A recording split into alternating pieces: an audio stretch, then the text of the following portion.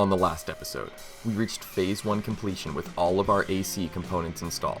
Today, we'll be installing some new parts, along with performing an R12 to R134a conversion.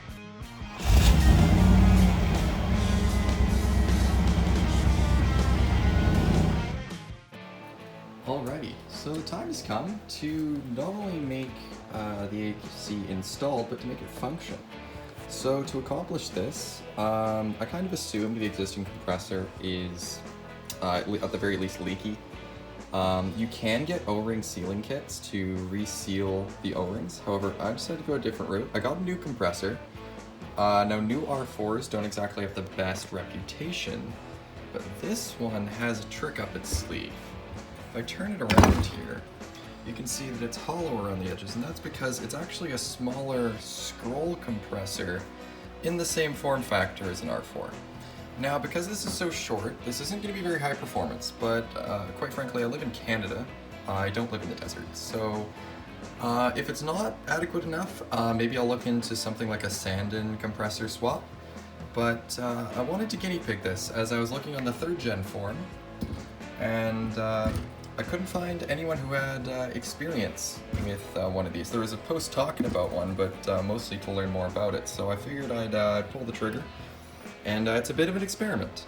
You can tell me in the comments I'm stupid, and that's perfectly fair, but I figured I'd give it a shot. Wasn't a huge amount of money, so if it goes down the drain, it goes down the drain. Next up, we got a new dryer receiver. This is pretty much required for swapping over to R134a. I don't know the specifics, I'm not an expert on this topic, but something about what are the materials on the inside. You need one that's compatible with R134a, and I verified that this one meets that bill. It's also pretty cheap, so it doesn't hurt to replace. These are sealing washers for the back of the compressor. These came with the compressor, so hopefully those will work out well. Next thing we got is a blue orifice tube. Again, I'm not an expert on the exact reasons why this is recommended, but I do know that other 3rd gen users have suggested this. I believe it's something along the lines of it keeps it makes, I guess, the refrigerant stay in the condenser longer so that it will cool down faster. I think that's how it works. Please, if you want to learn more about this, go do your own research. Frankly, you'll learn more there than you will here. Next up, we got complete system O-rings. So hopefully everything's here. This was a kit off Rock Auto, so hopefully it's not generic and missing a bunch, but fingers crossed there. And finally, we have adapter fittings. So the blue is for the low side, which actually don't know if there, oh yeah, there is. So this is the front. Yeah, I believe the blue one goes here.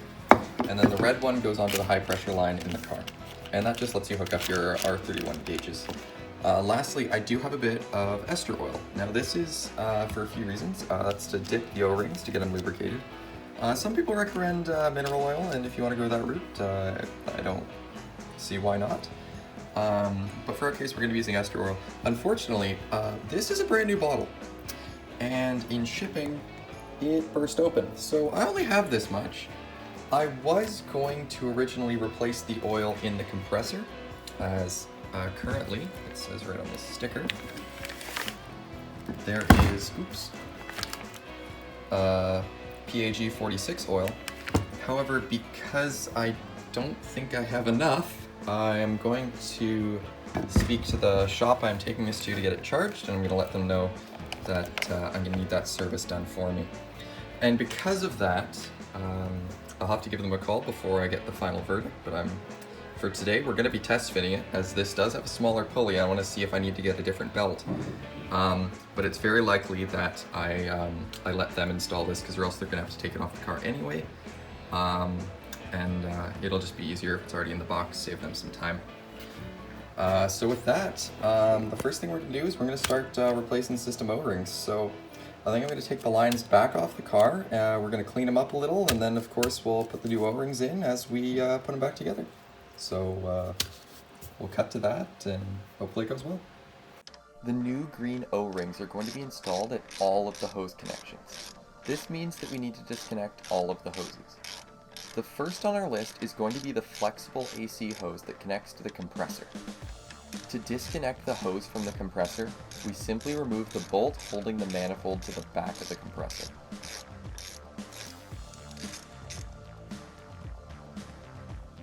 With the manifold disconnected, it's time to break out the wrenches and disconnect the hose from the dryer receiver. After getting our adjustable wrenches to size, we can break the connection loose, then it can be spun off by hand and the hose can be separated.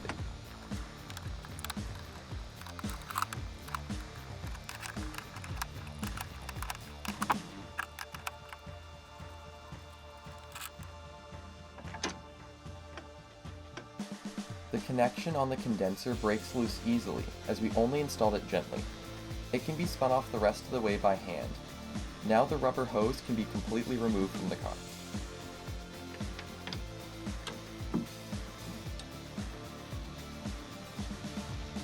Now the hard line can be removed. This involves first disconnecting it from the condenser, followed by disconnecting it from the evaporator. Luckily I didn't put any of these on too tight. Almost like I knew I'd be taking it apart again. Here we are. And your orifice tube is actually right in here. We're going to come back for that later. But for now, we can take out this hard line. The wiring to the low pressure switch can be disconnected, then the dry receiver can be removed as well.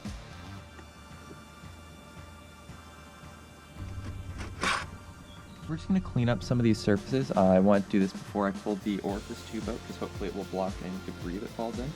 And all I'm going to be doing like this is just some isopropyl alcohol and a microfiber towel. There's probably better things to use, maybe AC flush, but alcohol dissolves quickly and doesn't leave any residue, so it should be at least okay, I hope. At least that's the theory, and that it'll evaporate quickly, so there hopefully won't introduce much moisture into the system. But again, this is more hopes and dreams than anything. Again, I think when in doubt, maybe just use some AC flush. And that is another thing. I'm not going to be flushing this AC system first time around. I'd actually like to, but fortunately none of my local shops seem to... I still have the proper equipment laying around to do it properly, at least. So if this doesn't work out, I might go the kind of DIY approach where I've seen some people get it done with just not much more than an air compressor. But for now, we're just gonna, again, cross our fingers and hope for the best. So next thing we're gonna do is we're gonna grab this orifice tube.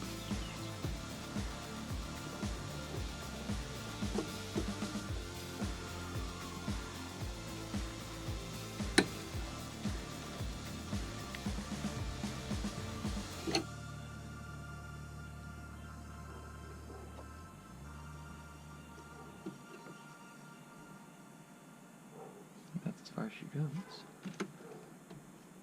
I don't want to push it all the way down, so yeah, there you go. We next want to remove the low pressure switch from the old dry receiver so we can transfer it onto the new one.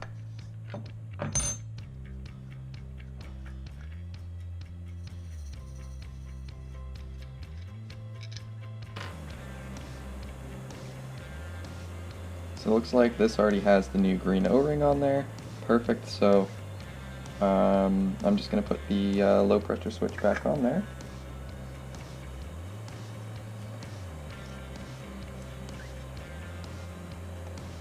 I'm just going to go hand tight. Should be okay. Next we install the O-ring for the dry receiver. This was first dipped in ester oil to ensure a proper seal. With the O-ring in place, the new dry receiver can be slipped into position and screwed on.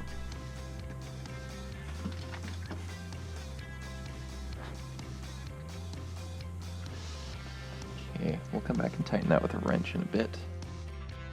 We next installed new O-rings on both ends of the hardline, then proceeded to reinstall it into the engine bay.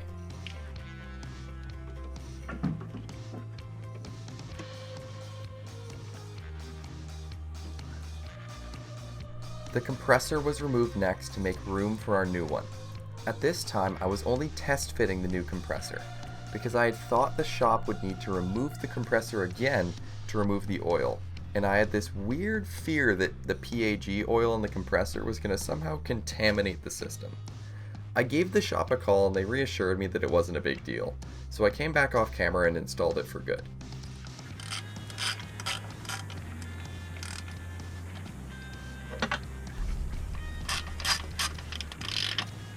So, I'm just going to do these 2 bolts for now.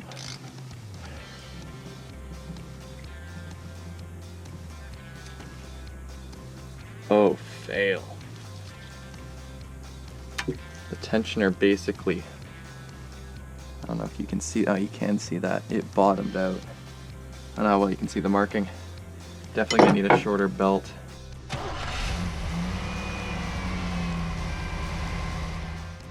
I knew the pulley was much smaller on the new compressor. This was to accommodate its small size and allow it to spin faster. However, it turned out that with the stock belt, the tensioner completely bottomed out before reaching a proper tension. I ran the engine briefly to see if there was any slippage, and there wasn't, which was good, as this meant I could take it to the shop as is, and worry about the belt later. Next, we cleaned up the flexible hoses to get them ready to be reinstalled. I was unfortunately in a rush putting everything together the next day, so I'm missing a lot of footage, but I'll do my best to explain the process thoroughly. New R4 compressors, including this aftermarket one, use a set of special sealing washers for the rear ports. For our use, we need the yellow and the green washers, along with the short insert.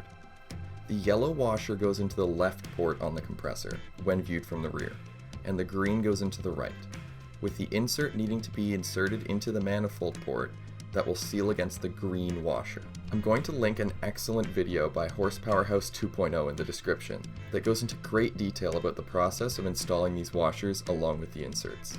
With those hoses reinstalled, the entire system is ready to be charged.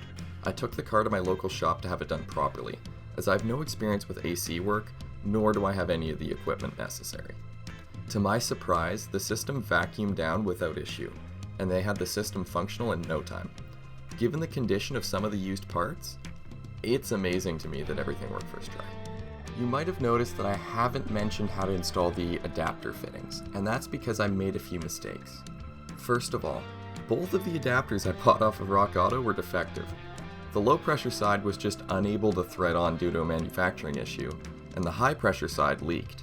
Second, the shop advised me that you need to remove the Schrader valves from inside the R12 fittings before screwing on the adapters, as they ended up filling my system not knowing that I hadn't removed them yet, and it caused, well, a bit of a leak. But how does it perform? Well, on a hot day with the car starting at an internal temperature of 90 degrees Fahrenheit, after a drive through stop-and-go traffic, we were able to get that down to a more reasonable 50 degrees Fahrenheit. Later that same day, when traffic had slowed and we were able to get more airflow through the condenser, we saw temperatures as low as 40 degrees Fahrenheit. What does this mean?